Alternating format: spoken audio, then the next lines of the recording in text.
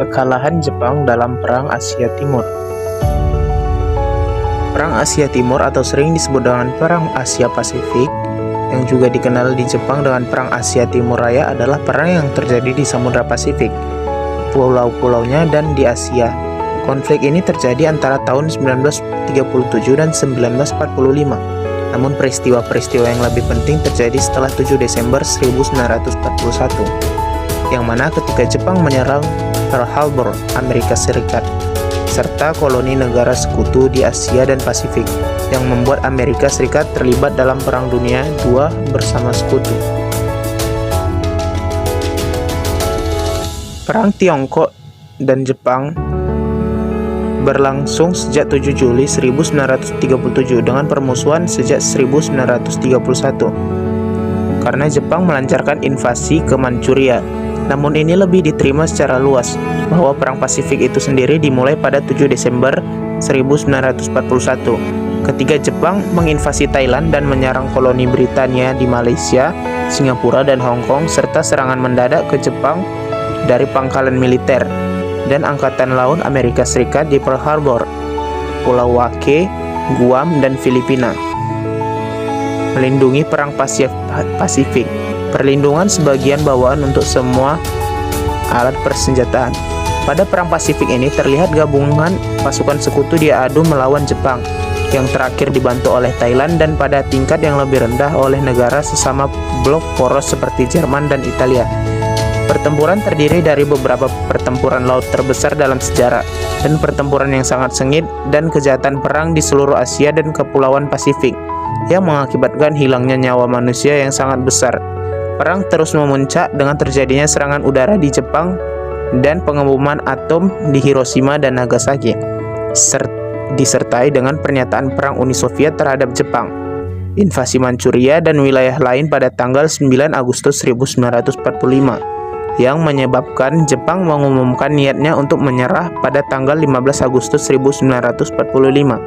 Upacara resmi penyerahan Jepang berlangsung di atas kapal perang USS Missouri di Teluk Tokyo pada tanggal 2 September 1945. Setelah perang, Jepang kehilangan semua hak dan hak milik bekas kepemilikan di Asia dan Pasifik, dan kedaulatannya terbatas pada 4 pulau utama dan pulau kecil lainnya sebagian ditentukan oleh sekutu. Akibat Perang Pasifik ini, kekalahan Jepang membuatnya kehilangan wilayah jajahannya seperti Manchuria, Korea, Asia Tenggara, dan daerah mandat di Kepulauan Pasifik yang diberikan pada akhir Perang Dunia II.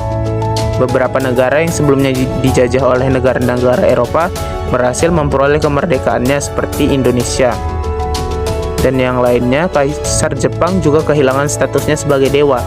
Amerika Serikat sebagai pemenang perang di Pasifik tidak ingin mengadili Hirohito, Kaisar Jepang saat itu. Amerika Serikat membutuhkan daerah penyangga atau buffer untuk menahan arus pengaruh komunisme karena Rusia sudah mencapai kawasan Asia Timur, dan Jepang tidak diperbolehkan lagi mempunyai angkatan perang kecuali pasukan pembela diri. Itu saja akhir dari penjelasan Perang Asia Timur. Pada tanggal 6 Agustus 1945, Hiroshima dijatuhi bom atom dengan kode Little Boy oleh pesawat Amerika. Kemudian pada tanggal 9 Agustus 1945, dijatuhi kembali bom atom di Nagasaki dengan kode nama Fat Man, sehingga menewaskan lebih dari 129.000 jiwa. Melihat korban yang begitu banyak, 5 hari kemudian, Jepang menyerah tanpa syarat kepada sekutu pada tanggal 14 Agustus 1945. Nah, di sini kita akan membahas apa alasan sekutu memilih kota Hiroshima dan Nagasaki menjadi korban dalam bom ini. Pada awalnya, Amerika menyeru dan yakin bahwa Jepang akan menyerah. Namun, pada tanggal 9 Juni 1945, pemerintah Jepang mengumumkan bahwa mereka tidak akan menyerah. Dengan berbagai cara, sekutu berusaha untuk mendorong agar Jepang menyerah, salah satunya dengan mengeluarkan beberapa ultimatum. Indonesia pernah mengalami kekosongan kekuasaan pada tanggal 15 Agustus 1945. Pada saat itu, Jepang tengah terlibat Perang Dunia II, khususnya Perang Asia Pasifik melawan sekutu.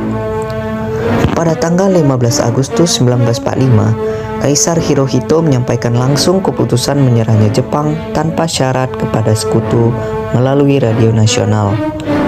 Menyerahnya Jepang kepada sekutu menimbulkan kekosongan kekuasaan di Indonesia. Berita penting itu terdengar oleh salah satu tokoh golongan muda Indonesia, yakni Sultan Syahrir. Perbedaan pendapat antara golongan tua dan muda mengenai proklamasi terletak pada masalah waktu. Golongan tua berpendapat bahwa kemerdekaan Indonesia harus dilakukan berdasarkan Rapat Panitia Persiapan Kemerdekaan Indonesia atau PPKI yang tugasnya mempersiapkan kemerdekaan Indonesia. Sedangkan golongan muda merasa kemerdekaan Indonesia harus diproklamirkan sesegera mungkin saat ada kekosongan kekuasaan karena Jepang menyerah terhadap sekutu waktu itu. Para pemuda tidak puas sehingga tercetus gagasan menculik Bung Karno dan Hatta agar kedua tokoh ini terhindar dari pengaruh Jepang. Karena itulah terjadi peristiwa Rengas Dengklok pada 16 Agustus 1945. Berita kekalahan Jepang dalam Perang Pasifik terdengar juga oleh golongan muda. Kemudian mereka menemui Bung Karno dan Bung Hatta di Jalan Pengangsaan Timur nomor 56. Golongan muda yang diwakili oleh Sultan Syahrir meminta agar Soekarno dan Bung Hatta segera melakukan proklamasi kemerdekaan. Namun hal tersebut tidak disetujui oleh Bung Karno. Ia berpikir untuk melakukan proklamasi perlu dibicarakan terlebih dahulu dalam rapat PPKI. Akibat penolakan tersebut, muncul ide pemikiran pengasingan terhadap Bung Karno dan Bung Hatta. Pengasingan ini dilakukan untuk menjauhkan Bung Karno dan Bung Hatta dari pengaruh Jepang dan bersedia memproklamasikan kemerdekaan Indonesia. Pada tanggal 16 Agustus 1945, pukul 4.30 dini hari, golongan muda yang terdiri dari Sukarni, Wikana, dan Chairul Saleh membawa Bung Karno dan Bung Hatta ke Rengas Dengklok.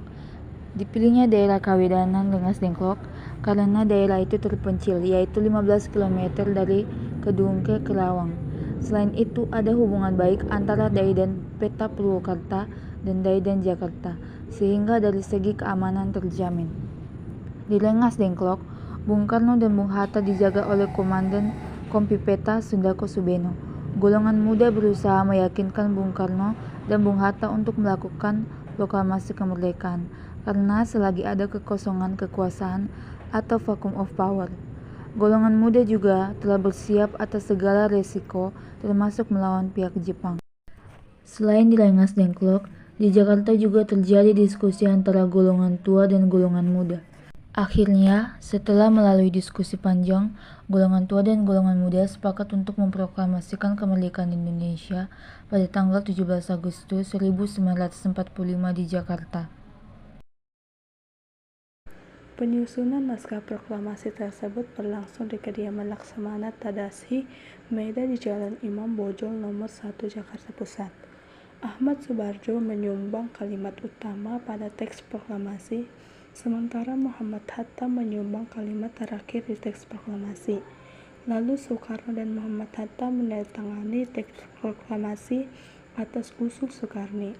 Naskah yang ditulis Soekarno itu diberikan ke Seyuti Melik untuk diketik dengan beberapa perubahan yang disepakati. Keesokan harinya pada tanggal 17 Agustus 1945 pukul 10 WIB, Soekarno dan Muhammad Hatta memproklamasikan kemerdekaan Indonesia di Jalan Pegagan Timur nomor 56 Jakarta Pusat. Proklamasi. Kami, bangsa Indonesia, dengan ini menyatakan kemerdekaan Indonesia. Hal-hal yang mengenai pemindahan kekuasaan dan lain-lain diselenggarakan dengan cara saksama dan dalam tempo yang sesingkat-singkatnya.